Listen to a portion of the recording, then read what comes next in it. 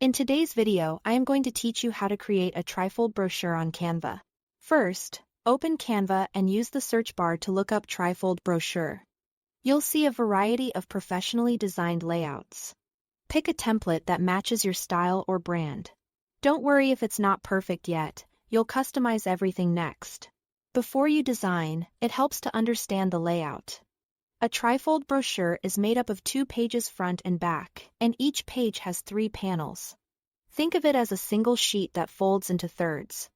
The outside page is what people see first when the brochure is closed. On that outside page, the right panel is your front cover. The middle panel is typically the flap with contact information or a teaser.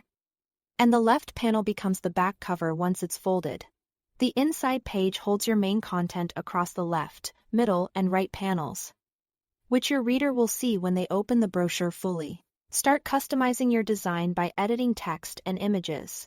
Click any text box to replace sample text with your own headlines, descriptions, and contact details. Keep the front cover clear and compelling, and place your key contact info on the flap so it's easy to find. For images, you can drag in your own photos or choose from Canva's large library of elements and stock images. Replace placeholder images by dragging new ones into the existing frames and adjust the size and position until everything looks balanced. Next, adjust colors to match your branding. Select backgrounds, shapes, and accents to change their colors and create a cohesive palette. Make sure your text contrasts well against the background so it's easy to read. Use guidelines to keep your design clean and print-friendly. Avoid placing important text or logos directly on the fold lines and leave a little breathing room near the edges so nothing gets cut off. Align elements consistently and keep similar spacing across panels to help the brochure feel organized and professional. When you are happy with both pages, you are ready to download.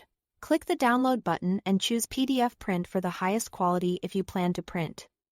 Or select JPG or PNG if you are sharing digitally. Double-check that both the outside and inside pages are included before saving. That's it. Thanks for watching.